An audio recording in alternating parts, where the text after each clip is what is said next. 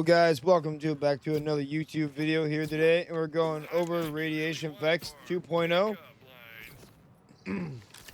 So we have updated Radiation Vex for the level cap of 60, and we have made some changes. So we are still using the linebacker for the crystals.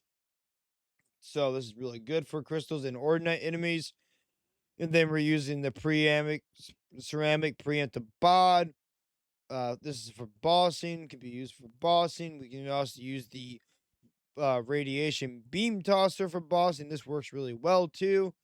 Can one shot lots of bosses, but you will need to throw a crit knife in order to one shot the boss in order to proc bleed and make sure the status effect actually applies. And then we're using the Riddle Vexian Raymaker with shotgun ammo and stickies. This is really good. And then we're using the Merciless Hefty Pounder with Torgs with licensed parts, get 25% damage and 100% damage radius. Gun splash radius is what you're mostly looking on this. And for gun magazine size, it's also kind of good, but can be a hit or miss depending. You're mostly looking for gun splash radius for the linebacker here.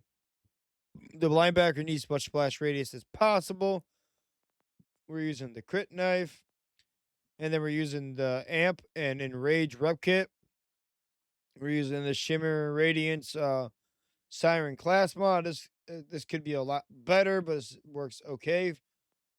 And then we're using the triple amp watch for dinner. 3 dead eyes, so you get extra critical hit damage per stack. And then we're using 1 god killer, you get damage dealt, 10% damage dealt to badass enemies. Then we're using 1 airstrike for more splash radius, which is really nice for the linebacker. And then for the skill tree, we went into grave sites, which gives you critical hit damage per stack. Then we put 5 into bloodletter, and we put 5 into material compounds, so you gain kinetic status effect damage and kinetic damage, 2 in target persistence, 5 into keen mines, so you have max skill critical hit chance, more mortal terror, kill skill trigger chance, which is really good. We put 2 points in the face pocket, so we get a little bit more mag size. 5 points in the radiant entombment, so we get a little bit more splash damage. 5 points in the dreadlight. Whenever Harlow deals gun damage, there's a chance upon radioactive dealing radiation damage over time. And then we have havoc. Vex gains increased radiation damage and radius status effect damage. So this is 80% more radiation damage and 60% status effect damage with radiation. And then we went into the red tree with this. We would put 2 in the grave sustenance, 5 into enhancement, so you get bonus kinetic damage with your guns. This actually applies to all guns when your action skill is active.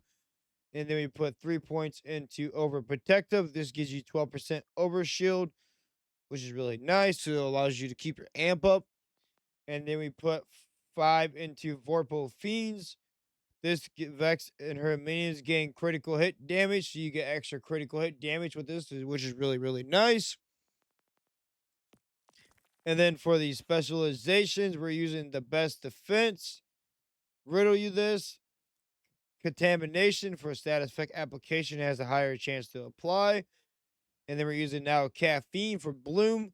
So when you're fighting bloom, you can get your action skill back really easy, which I would recommend swapping out to a rep kit that's triple bypass, one that has either action skill cooldown or just one that just has. It's a triple bypass in general is what I would recommend switching to for bloom. Which is really good.